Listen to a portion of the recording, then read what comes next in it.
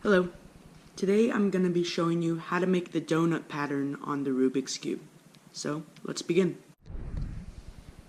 Alright, the first thing you want to do is start by turning the center and then rotating it, turning the center again, rotating, and repeat this process until you get this.